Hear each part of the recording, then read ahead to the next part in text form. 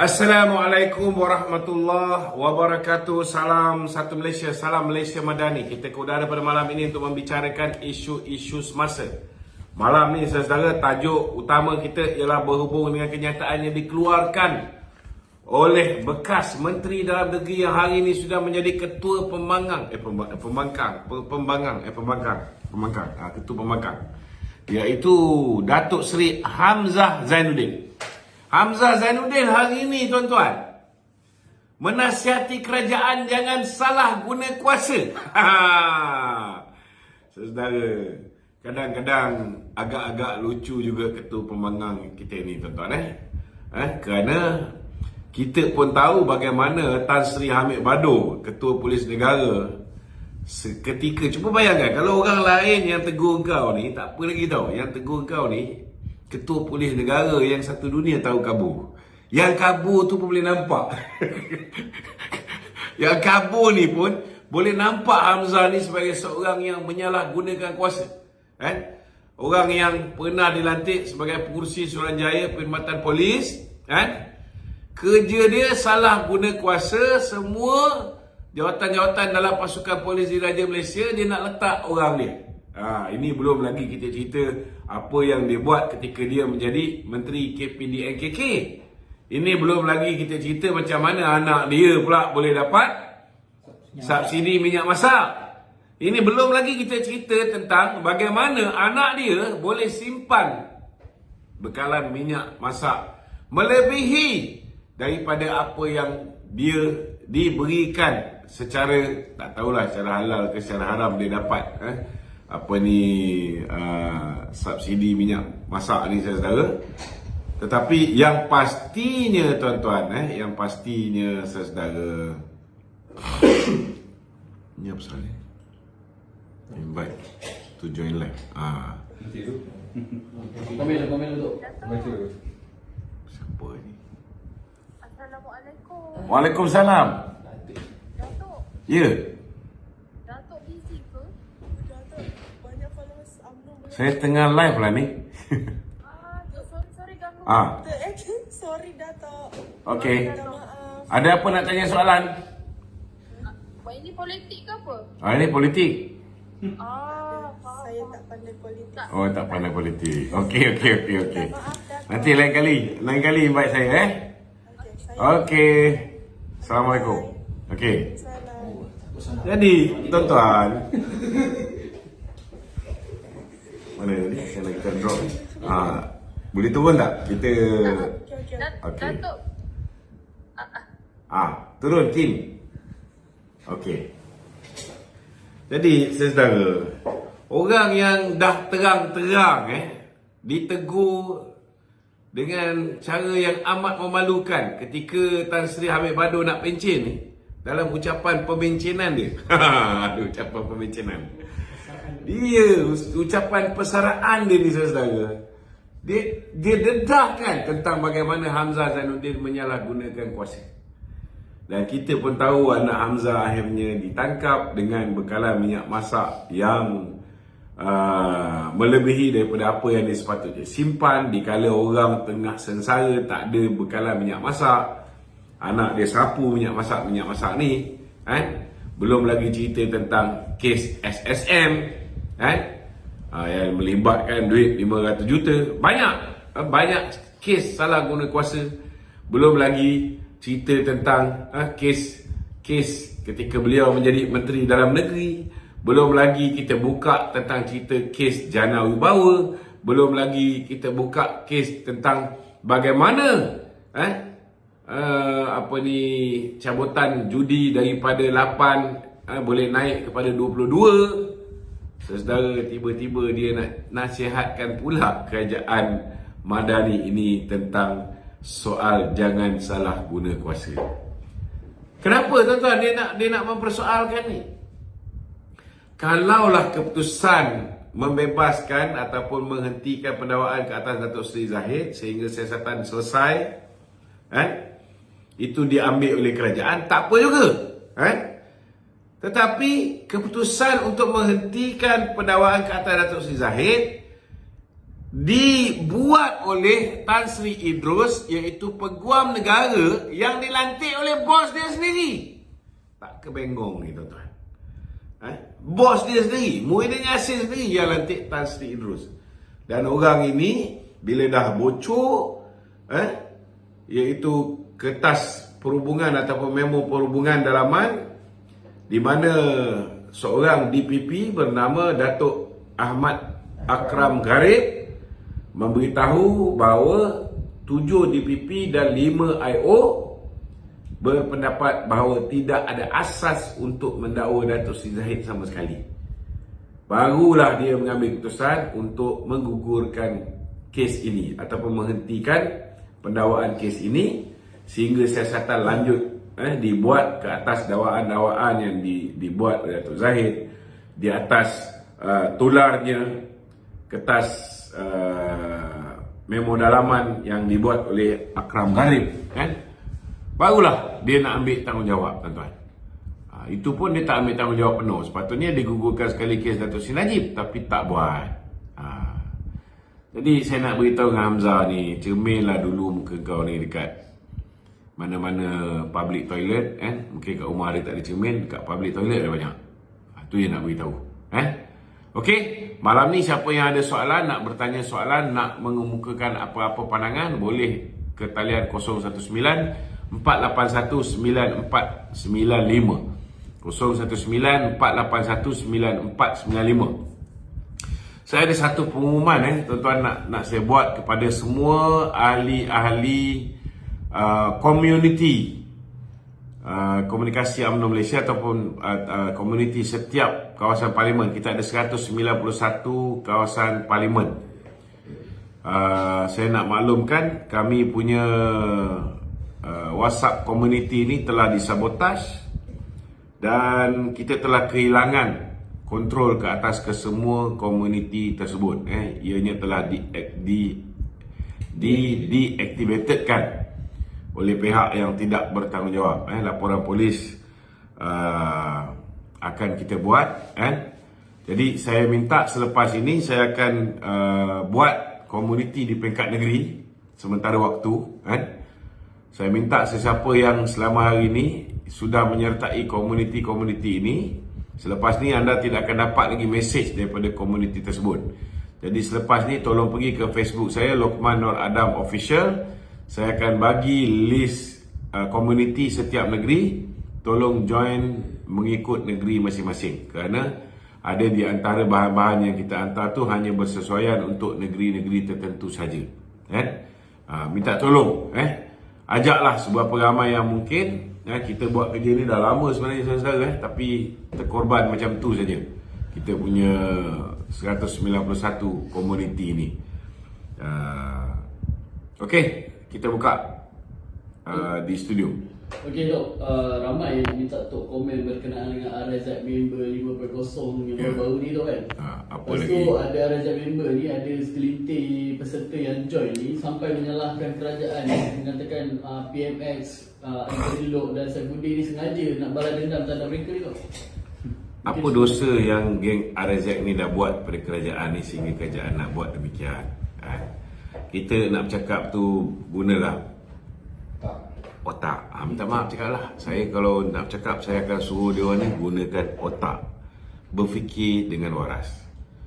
Yang menghadiri program RZ ni 60,000 lebih orang.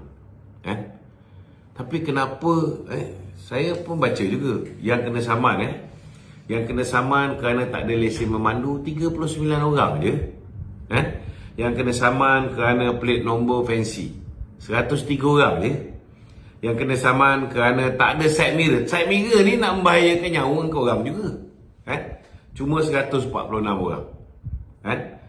Yang kena saman kerana ubah suai exhaust 4 orang je. Maknanya kalau kira jumlah kesalahan ni tak sampai pun 300 orang. Daripada 60,000 orang,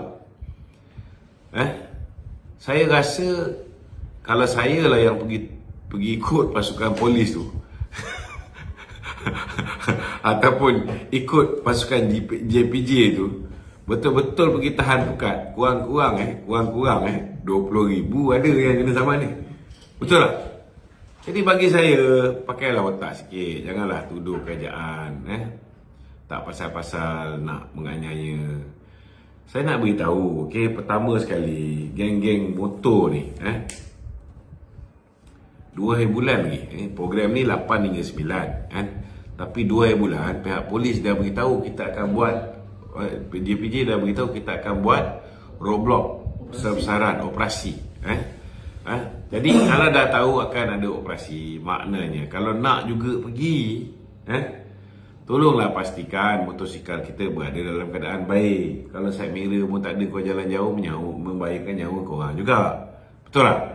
Yang kedua, kalau nombor plate tu fancy, tukarlah, standby lah. Aku pun minat juga nombor plate fancy ni. Tapi kalau dah tahu, orang dah buat announcement, kita nak buat operasi besar-besaran, standby lah nombor plate yang betul. Kalaupun kau ni, setiap kita punya motor ni, aku pun bikers juga, tuan-tuan, kan? Kan ada screwdriver, kan? Bila time jumpa roadblock tu, kau buka, kau pasang lah. Janganlah bingai sangat. Betul tak? Pandai-pandai lah. Polis pun cakap boleh buat program tu, tak ada masalah. JPJ pun tak ada masalah. Tetapi ikut peraturan. Kalau tak sampai 300 orang daripada 60,000 orang, kena tahan.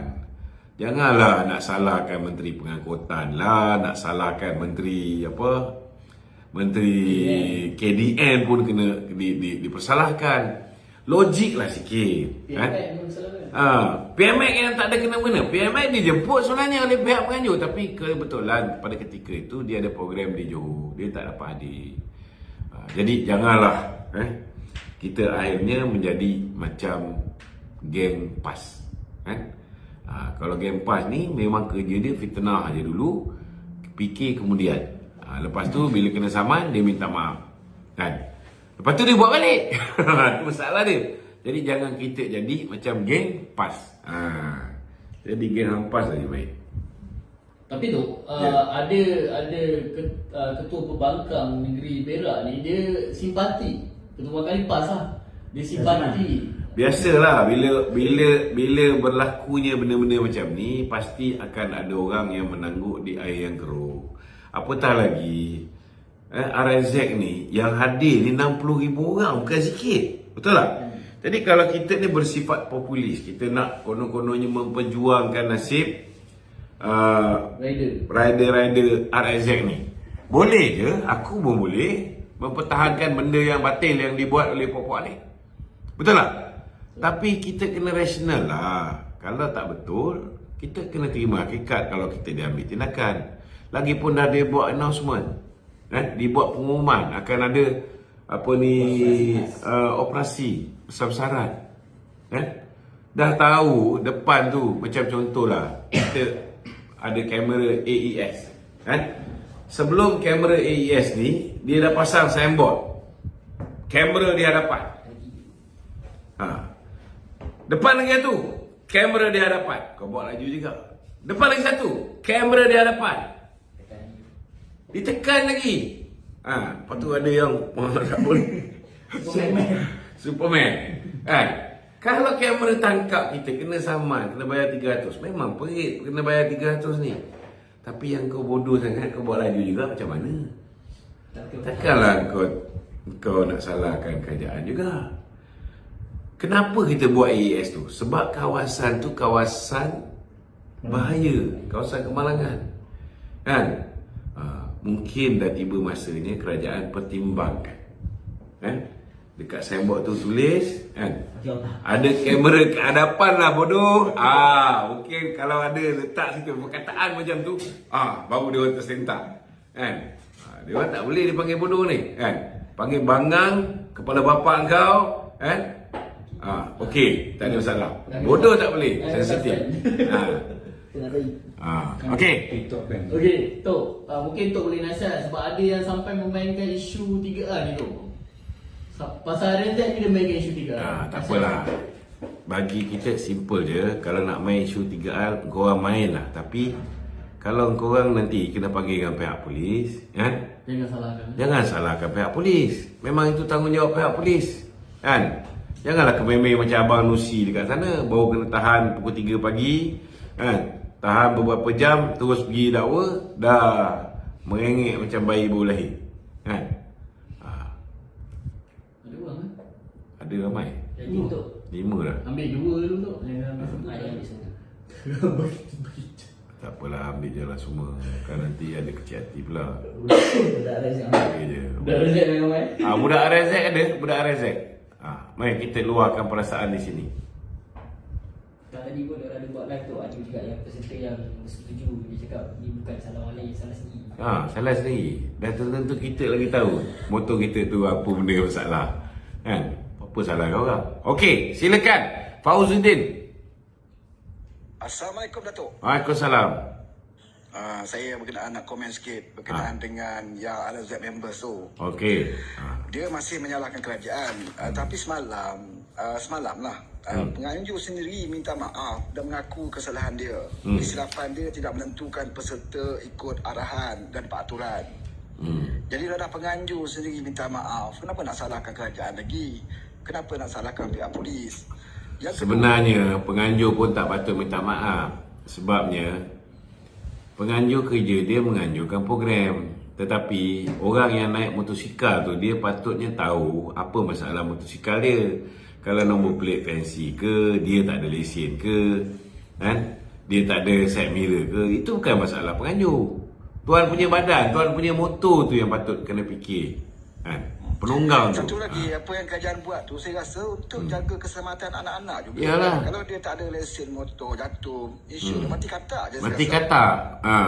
Tak tahulah kalau bagi Tapi yalah, masalah sekarang ni kita ada banyak ahli parlimen yang boleh digelar sebagai katak, kan? Jadi orang tak kisah kau mati katak ni. Tak tahulah kalau orang-orang boleh mati syahid. Walaupun begitulah dia, kan? Lepas tu dekat kubur dia letak minyak wangi macam apa ni, Memali punya mangsa. Lepas tu dia kata ni semua mati syahid. Okey, itu dia tu. Okey, Din. Alright, saya anak Malaysia, silakan. Assalamualaikum Datuk. Waalaikumsalam. Terlebih dahulu tahniah Presiden dilepaskan. Aku pula Kedua, tanya ni. dengan apa cerita dengan IJ ni, Isham Jalil ni. Kenapa dengan dia? Dia ni bila dia nak kena keluar dia daripada UMNO ni. Hai. Orang-orang jenis ni Datuk. Kita belum setakat ni, kita belum pernah lagi lah kita buang orang yang berbeza pendapat. Dan belum lagi ada sejarah kita buang orang yang gila pun tak ada lagi, kan? Saya rasa beliau ni sengaja melakukan provokasi supaya kita memecat dia. Saya nampak dah nampak tanda-tanda dia mencari jalan keluar daripada UMNO ni, kan? Cuma kita nak beritahu lah, UMNO ni bukan bodoh lah, kan? Kita takkan bagi apa yang dia nak. Itu je kita nak beritahu, kan? Kita mengatakan bahawa dia akan dipecat 13 hari bulan besok ni adalah satu fitnah. Saya dah tanya dengan Jawatan Kuasa Disiplin Parti, tidak ada sebarang laporan disiplin yang boleh dibuat, yang telah dibuat ke atas dia. Tetapi kenyataan dia hari ini jelas bercanggah dengan konsensus parti dan melanggar disiplin parti. Kalau adalah orang nak buat laporan disiplin, ialah selepas apa yang berlaku hari ini, kenyataan dia terhadap Susah Agung DAP, kan? Dia menuduh konon-kononnya UMNO ni tunduk dengan polisi Malaysia. UMNO nak buang hak istimewa Melayu. Itu dah melampau sangat lah, bagi saya terlalu melampau lah. Baik. Ya. So Datuk, lagi satulah, hari ni kita dapat juara spin negara lagi satulah, iaitu wanita lah. Juara spin negara wanita iaitu Naga Tua. Juara apa? Juara spin negara. Tadi Datuk dah prasangka wacana Ratu Naga dengan Ratu Badak. Kita dah tahu lama dah Ratu Badak ni. dia tu dah jadi juara spin Tapi negara. itulah, Patut diberilah satu untuk hadiah kat dia. Itulah kualiti orang-orang yang dijemput oleh kawan kita tu. Dia jago kampung aja Datuk. Dia takat TikTok aja, takat live TV ni dia tak boleh lah. Anyway Datuk, tadi Datuk ada cakap tentang community WhatsApp tu. Kebetulan saya nak minta kebenaran Datuk lah. Boleh saya add Datuk dalam grup WhatsApp kami TikTokers PHBN. Kami ada satu Boleh. Kalau nak add saya, add di nombor 0138387038. 0138387038. Add lah saya. Grup keluarga ke, grup komuniti ke, grup apa benda ke, kan? Jadi kita nanti setiap hari akan hantar berita kat situ. Alright, terima kasih Datuk. Okay. Itu sajalah Datuk. Alright, terima Tapi kasih. sebaik-baiknya join komuniti kita. Sebab bila join komuniti ni, anda akan dapat semua video-video kami. Tak ada Saya dah sensor. join dah Datuk. Telegram saya dah join, community Perlis, Selangor, Yeah. semua saya dah join dah. Tapi Datuk kata tadi kena hack kan, so saya tunggu Datuk punya baru punya community lah. Ya. Kalau tadi saya ada bagi satu komuniti penerangan UMNO, join tu pun boleh. Tapi selepas ni saya akan bagi pecahan untuk setiap negeri. Baik, terima kasih Datuk. Okey, sama. Okey, silakan. Assalamualaikum Datuk. Waalaikumsalam. Okey, salam Malaysia Madani dan salam reformasi ya. Salam reformasi. Saya ni ahli PKR dan juga ahli Pakatan Harapan. Okey. Jadi saya memang selalu melihatlah mendengar semua pencerahan yang dibuat oleh Datuk lah. Okey. Cuma Datuk yang tentang komuniti tu saya ada cadangan Datuk, kalau Datuk bersetuju lah. Boleh tak kalau kita buat satu sekretariat iaitu di atas nama komuniti perpaduan sekretariat komuniti perpaduan. Maksudnya bukan sahaja di online tapi kita buat juga dari segi fizikal juga. Maksudnya boleh buat kita boleh buat perbincangan di setiap negeri apa semua. Kita dah ada sekretariat media perpaduan. Tak maksud saya je Datuk. Media perpaduan ni ada juga dalam tu ada juga tiktokers daripada BN, daripada PH. Dah lama dah kita buat ni. Ya ke? Saya sebagai ketua sekretariat media perpaduan. Kita ada buat sekretariat yang fizikal Datuk. Maksudnya bila dah pecahkan negeri, kita pecahkan ikut parlimen. Mungkin kalau negeri-negeri tu ada tu, kita pecah ikut ketua juga. Maksudnya tak boleh. Dia macam gini. Setiap kawasan parlimen tu dia ada ketua UMNO bahagian. Ketua UMNO bahagian, lepas tu dia ada pengurusi BN bahagian. Dan setiap kawasan parlimen juga dia ada pengurusi PH di bahagian ataupun kawasan parlimen. So kerjasama tu dia akan di peringkat bahagian tu akan dikepalai oleh, contoh kalau ahli parlimen di satu kawasan parlimen tu daripada PKR, maka mungkin daripada PKR tu yang akan lead lah untuk panggil pengurusi BN parlimen tersebut, untuk panggil pengurusi UMNO, MCA, MIC di kawasan tersebut lah. Biasanya macam tu lah. Saya cadangkan biar benda ni menjadi satu macam sekretariat yang genuine lah Datuk. Maksudnya kalau apa-apa kita boleh rujuk sekretariat tu untuk dapatkan maklumat, mendapatkan infografik apa-apa kan. Itu sebabnya kita dah buat komuniti. Komuniti ni masih ada. Kita ada komuniti media perpaduan, kita ada komuniti kerajaan perpaduan, kita ada komuniti penerangan UMNO Malaysia. So join komuniti yang sedia ada ni pun cukup lah. Kita memang hantar maklumat. Bukan hanya maklumat daripada UMNO, tetapi kita hantar juga maklumat daripada media perpaduan. Media perpaduan ni kita kumpulkan maklumat daripada DAP, daripada Amanah, daripada PKR, daripada Harapan Daily. Semua sekali ada. Dia bukan UMNO je. Minta mencelah. Datuk, satu semua cadangan baru teringat yang saya duk fikir-fikir ni. Boleh tak kita buat satu grup sementara untuk PRK Pelangai? Untuk habis saja undian tu, kita boleh bubarkan grup WhatsApp tu. Tapi ini pasal banyak benda kita tak boleh sembang dia. Kenapa? Selected people saja untuk dapat information yang yang kita boleh buat konten untuk live kita ataupun VTT kita dan TikTok daripada Datuk lah. Bagi saya lebih berharap Datuk lah sebagai seorang pejuang. So certain things yang kita tak boleh cakap, Datuk faham lah, kita tak boleh cakap secara open. Dia macam ni apa ni, saya anak Malaysia saya tak nak duduk dalam terlalu banyak grup WhatsApp biasa sebab masa saya sangat limited. Kalau you invite saya duduk dalam grup WhatsApp pun, kalau saya tak contribute dalam bentuk buah fikiran dan sebagainya, tak guna kan.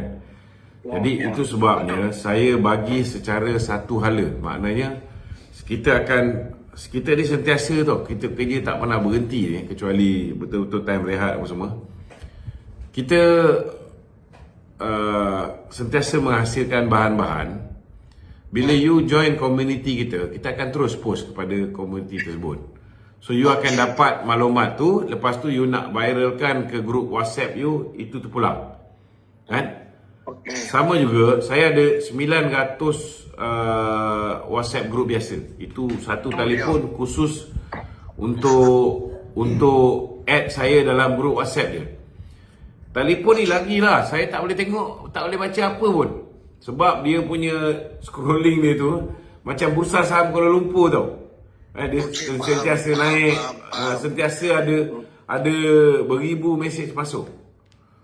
So memang saya tak boleh, kalau you add saya dalam grup WhatsApp biasa, memang tak pasal pun. Baik. Bagi saya, kalau Datuk boleh update something dalam komuniti tu yang Datuk cakap tu tentang pelangai. Pasal sekarang kita kena concentrate betul-betul. Betul. Ya. Kita memang kita akan update setiap hari berhubung dengan isu yang berlega sepanjang hari tu. Memang kita akan update kan. So, apatah lagi kalau berhadapan dengan pelangai tu, memanglah kita akan bagi maklumat tambahan berkaitan dengan pelangai. Memang kita akan bagi. Saya nak biar satu maklumat tu daripada satu command center tu. Memanglah ini command center lah ni. Sebab apa minta maaf lah. Sebab saya nak, tujuan saya mencadangkan adalah kita nak memperkukuhkan lagi ikatan kita dalam kerajaan perpaduan. Termasuk Pakatan Harapan, Barisan Nasional, GPS, GRS kan. Jadi bila kita ada satu command center hak tu, jadi benda tu je, contohlah macam hari ni kan isunya Ratu Negeri digelarkan Ratu Apple Masam kan.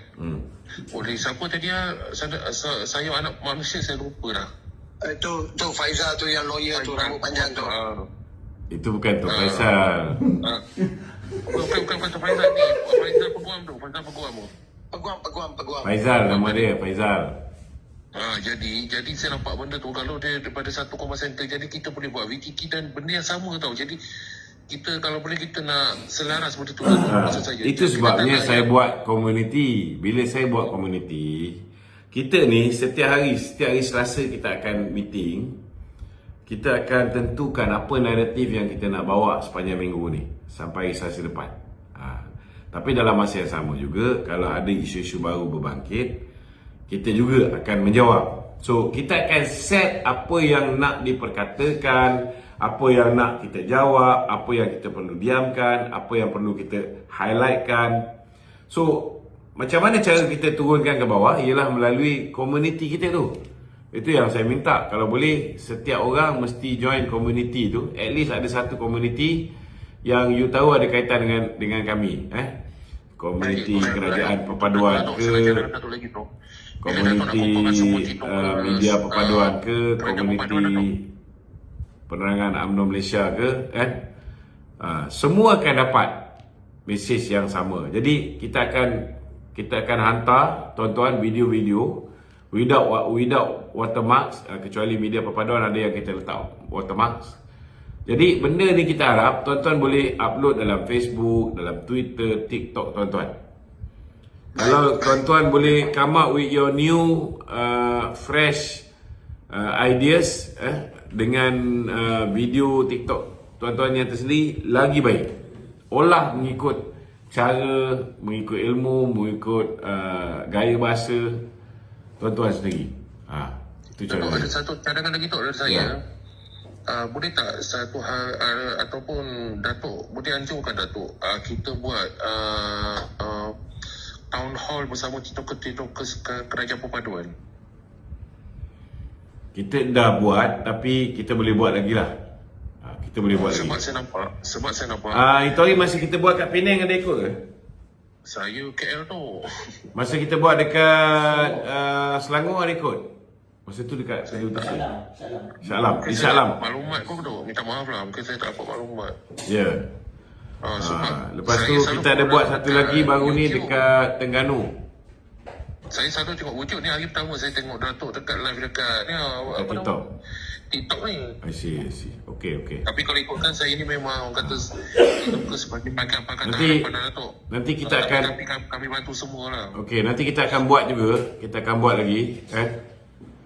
InsyaAllah lah lepas ni nanti kita akan wawarkan supaya anda semua boleh sertai sama lah. Sebab kebanyakan daripada bila kita buat dekat peringkat negeri tu, kita akan minta penerangan UMNO di peringkat negeri tu yang mencari kita punya peserta. Lepas tu penerangan PKR akan cari peserta, penerangan DAP akan cari peserta, penerangan amanah juga akan cari peserta. Kita akan guna saluran parti. Tapi ada kalanya kalau kami buat di peringkat pusat, saya jemput umum. Maknanya semua TikTokers yang mana dapat berita kita buat program datang je, tak ada masalah. Kita tak rigid sangat dengan parti. Okey? Okey. Terima kasih banyak. Alright, sama. Cahaya Mentari Senja. Panjang nama. Assalamualaikum warahmatullahi wabarakatuh. Waalaikumsalam. Saya cuma nak bertanya lah tu. Okey. Selepas PRN ni, kita tak buat postmortem ke tu? Mana Dah banyak kali dah kita buat postmortem. kan ketua bahagian dia yang kalah kan. Maksud saya macam tu lah. Maksud saya macam tu sebab Ada. Kita ada buat postmortem. memang banyak isu. Banyak isu. Siapa yang berdengung? Saya ni masalah dia kita tak keluar dan kita tak sampai ketua bahagian. Itu masalah dia. Berdengung ah. Dia minta pengurusan ketua Suami je, berdengung. Okey. Yang tadi yang berdengung tu saya terpaksa remove. Okey, pokok sana silakan. Okey, Assalamualaikum warahmatullahi Waalaikumsalam. wabarakatuh. Okey, kita tengok apa yang berlaku dalam masa terdekat ini. Dia pelbagai isu yang kita hadapi, antaranya isu-isu berkaitan dengan Syed Saddiq, berkaitan dengan apa yang dikatakan sebagai usaha-usaha terbaru daripada kerajaan Perikatan Nasional untuk menjatuhkan kerajaan perpaduan. Dan kita nampak usaha yang kita buat ni adalah gembeling bersama di antara kerajaan perpaduan merentas parti. Tapi apa yang saya nak cadang kepada Datuk, sama seperti yang sahabat saya Bob cadang tadi. Yang pertama, kita lebih perlu untuk mengumpulkan data dan kaedah-kaedah sebenarnya dalam penyampaian, kerana kita tengok kebanyakan dalam TikToker kita ni, kadang-kadang kita perlu knowledgekan mereka untuk supaya bila menghadapi isu-isu besar ini, kita dapat menangani dan dapat memberi penerangan yang lebih nampak komprehensif lah untuk rakyat bawah memahami. Ini benda yang perlu kita tengok, sebab kita tengok bila timbul satu isu, contohnya pada 16 hari bulan dia orang nak buat. Sebab kita yang mempunyai knowledge ataupun konteks ni kita ada maklumat. Tetapi pada TikTokers dan untuk penerangan kepada rakyat ni, kadang-kadang benda ni kita tak dapat menyampaikan. Rakyat yang bawah tu, contoh-contoh orang yang atas pagar ni, kadang-kadang dia tengok kepada apa yang menjadi masalah sebenarnya dalam kaedah penyampaian kita. Saya nampak dan saya mengharapkan, saya yakin sangat-sangat dekat Datuk bahawa sebagai orang yang terlibat secara langsung dalam penerangan dalam program Barisan Nasional dan juga UMNO, kita harap juga benda ni dapat disatukan supaya kami ni bila dapat isu je, tackle isu adalah satu benda yang perlu dibuat, kerana kita tak nak isu ni berlarutan 2-3 hari. Kita nak benda ni dilakukan, contoh macam KFC baru ni. So kita dapat tackle sekejap aja. So dia orang akan hilang dengan isu. Dan kedua, saya minta Datuk untuk kita, sekarang ni kita dia orang cari isu, kita pun kena bijak mencari isu juga. Contohnya isu hari ni, isu ketereh lah. Selain daripada wakil rakyat yang dia merayu-rayu tak ada duit nak belanja tu, dan memalukan lah sebenarnya. Bila time nak menang pilihan raya, dia ada pula duit nak bagi rasuah kepada pengundi kan. Jadi saya kadang-kadang isu ni jenaka banyaklah dia orang ni sebenarnya. Tapi isu yang menarik kita ialah isu Kota Baru, iaitu isu berkaitan dengan apa yang berlaku Datuk di konsert. Di seolah-olah ada yang halal, ada yang haram ni. Kita dah tengok ni, bila KFC haram, kalau buat di Kota Baru halal. Apa halalnya di mana? Jadi isu sebenarnya check and balance. Kita kena, bila saya bercakap, kalau korang tanya saya pasal KFC, saya jawab balik Ketereh punya isu macam mana? Adakah benda tu halal? Ada konsert halal ke ada konsert haram? Saya dah ada. Isu tu ni saya yakin Datuk tahu apa maksud saya. So kita kena bawa kepada momentum dia ialah jangan kita sebagai defender, tapi kita must to be attack. Kita menjadi orang penyerang dalam kaedah, bukan kita mencari salah. Tapi kita nak bawa kepada pemahaman rakyat bahawa apa yang berlaku hari ini ada gangguan tu. Okey, apa Hamidi dah 2 kali dah ni. So ni mute je. Okey, tak apa boleh yang bawa rakyat Hamidi naik lihat balik. pada hari ini merupakan salah satu benda yang boleh dianggap sebagai benda-benda pecisan saja bila kita menjawab. Terutama isu RAZ. Adanya ini permainan pecisan. Yang benda yang tidak melibatkan Itu sebab politik, itu sebab sebenarnya ni pokok sana nak tanya, you ada join community kita ke? Belum Datuk. Okey. Sebenarnya apa yang you cakap ni semua kita dah buat lama dah sebenarnya. So kalau you join community kita, setiap apa yang jawapan yang disediakan di peringkat pusat ni, memang benda ni setiap hari. Satu hari kadang-kadang 10, kadang-kadang 11 kita bagi input tu ke setiap kawasan parlimen. Tapi saya ada info lain lah. Saya ada info lain sos teknikal baru. So kalau misalnya you ada info lain, you boleh hantar pada saya jugalah di talian 0123320000. Kalau kita rasa benda tu bagus, kita akan, contohnya lah, kalau benda tu dalam bentuk serangan dan kita tengok memang konten dia tu ada merit, ada fakta, bukan konten yang direka-reka atau fitnah dan sebagainya. So kita pun boleh bantu untuk viralkan. Tapi tak semua yang dihantar pada kita tu kita akan tolong sebar sebab kita pun nak jaga kualiti kita juga. Lepas tu kita tak boleh terlalu banyak sangat kita hantar ni, nanti ramai yang akan left group kita. Mungkin kita akan berpada-pada lah, pagi kita hantar 3, tengah hari. Kalau ada lebih yang kita rasa perlu kita hantar, kita tambah lagi 2. Macam tu lah lebih kurang. Okey. Tu. Ya. Okey, baik Datuk, terima kasih. Okey, sama. Terima kasih, Datuk. Okey, terima kasih pokok sana. Okey, silakan. Ni dah mahal dah ni lah tu. Apa yang dah mahal?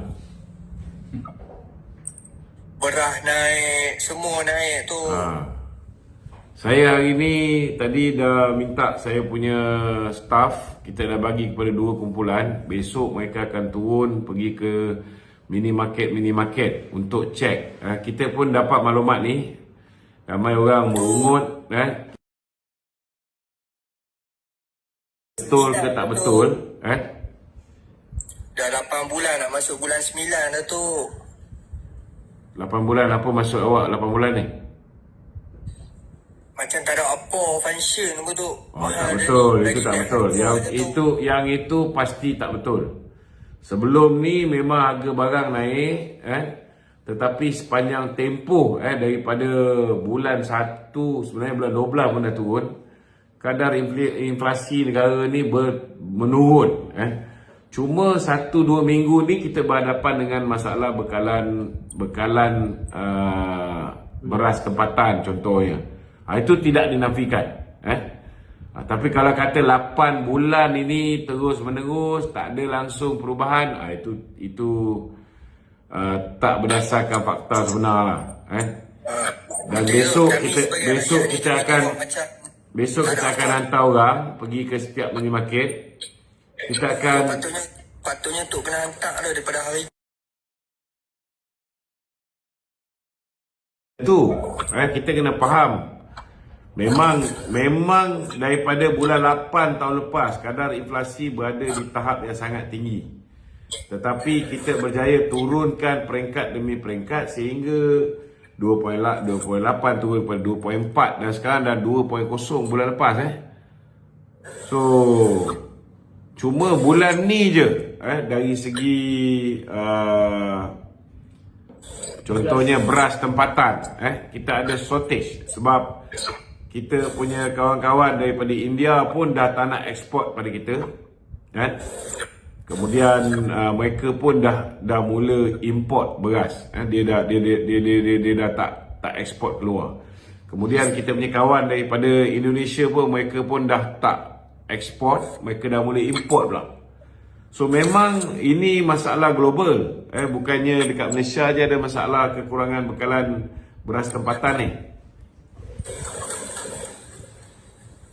Dia macam mana saya nak kata tu, kami ni rakyat susah tu, kami kerja pun duit pun tak banyak sangat tu, sampai beras naik dekat RM40. Ini satu lagi masalahnya lah. Saya nak beritahu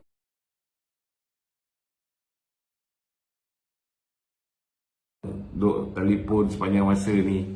Bila time kita buat live ni tak payahlah telefon kan.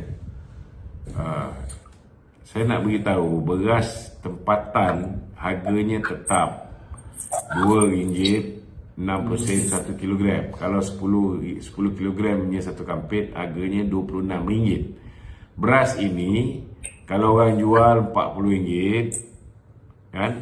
You biarkan, kan? Itu you punya salah, bukan orang lain salah. You yang patutnya kena report benda ni. Cuma masalah dia hari ni, kita dah buat explanation. Beras tempatan ni, bawah dia tu label dia color purple. Itu betul beras tempatan. Kalau bawah dia tu label dia color biru ke, color lain, itu ialah beras import. Kerajaan dah buat proses kawal selia dan pemantauan ni. Kita dah buat operasi beras putih, dan untuk menangani masalah sekarang kita akui memang kita ada shortage of beras tempatan ni. Kita akan naikkan 20% kadar pengeluaran beras supaya dapat mengimbangi kekurangan yang ada di pasaran sekarang ni. Kerajaan minta sebulan. Kerajaan minta tempoh sebulan untuk menyelesaikan masalah ni. Oh, lo ni banyak sembang tu tapi tak jalan. Itu kau yang cakap. Sekarang ni kalau kau cakap memanglah kau ada cerita banyak sembangnya tak jalan. Tapi kau ada pergi setiap ada pergi setiap apa ni mini market ke cek benda ni? Cek Giant semua sepi tu, Cisco sepi, Lotus pun sepi tu. Ya, aku baru je pergi Lotus Wangsa Maju baru ni, ada je beras tempatan, tak ada masalah. Saya duduk Pulau Pinang. Itu sebabnya kita nak beritahu, ada tempat dia ada masalah, ada tempat tak ada masalah. Salah satu sebab kita bermasalah bila semua orang dengar cerita bahawa stok. Masalah sekarang itu. Apa tu? Kau nak dengar kita bagi penerangan ke? Tak apa. Okey. Kami dengar. Okey. Kalau masuk tu nak bertanya, buat cara nak bertanya. Kalau masuk tu nak mengajar, beritahu kau nak mengajar. Aku boleh dengar. Itu kami ni sebagai anak muda. Betul tak? Jadi kalau dah tahu diri tu budak-budak tu, dengarlah sikit orang tua cakap. Sebab bukan semua tempat tu sama. Bukan semua tempat tu sama. Ada tempat ada stok, ada tempat tak ada stok. Salah satu punca stok ni bermasalah bila ada setengah orang dia tahu bekalan beras ni ada masalah. Dia patut beli sekampit 2 kampit. Dia beli lebih daripada sepatutnya. Panic buying. Ini dipanggil panic buying. Bila ramai orang buat panic buying, kalau orang semua beli 2 kampit, dia cukup untuk semua orang. Tapi kalau dah satu orang beli, dia hantar bini dia beli 2 kampit. Lepas tu anak dia pergi beli lagi 2 kampit. Dia pula beli lagi 2 kampit. Anak seorang lagi pergi beli 2 kampit. Satu keluarga sampai 10 kampit. Maka dia akan menafikan hak 5 keluarga. Ini kena faham. Ini juga salah satu punca kenapa stok berkurangan. Selain daripada hari ni stok kita di India memang dia tak bagi ekspor keluar. Indonesia pun dah tak ekspor keluar. Kami bukan apa tu, kami takut jadi macam dekat Indonesia saja. Tu tengok sekarang ni apa jadi kat Indonesia. Apa jadi kat Indonesia? Tak tahu lah tu takkan tu tak tengok kot sejarah. Aku tanya dengan kau cakap tadi jangan sampai jadi kat Indonesia. Aku minggu lepas baru pergi Indonesia, okey je? Okey tak apa lah. Kau pun jangan sampai jadi kat Thailand. Kau tahu apa jadi kat Thailand tak? Tahu? Apa? Makan semua okey. Dekat Thailand beras dia jual lagi mahal nak mampus. 5 kilo sampai RM18. Okeylah dik. Makan okey je tu. Kau makan okey? Okey, tadi macam nak mampus sangat kan? Sekarang ni dekat. Tiba-tiba okey. Okeylah. Kau nak berapa kau pergi berapa seorang? Bagi orang lain pula nak cakap Okey. Asal. Okey, terima kasih. Aduh. Cakap macam nak mati sangat. Ada soalan di studio ke? Ada soalan studio tu. Cakap macam nak mati sangat. Okey. Zaim. Waalaikumsalam. Ini berapa tu? Ini boleh tapi tutup lah live tu. Tapi dia bukan tutup live, dia tengok kan. Dia tengok kan. Dia berulang-ulang cakap aku ni pasal apa? Double.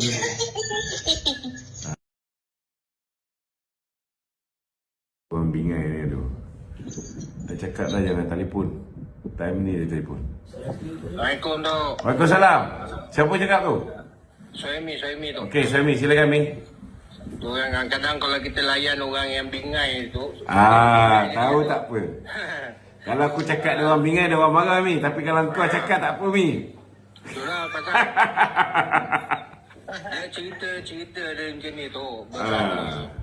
Kalau kita kawal, sebenarnya kedai-kedai makan je tu. Kedai-kedai restoran, mamak. Diorang ni makan kat mamak. Diorang boleh bayar RM1.50 sepinggan. Kan?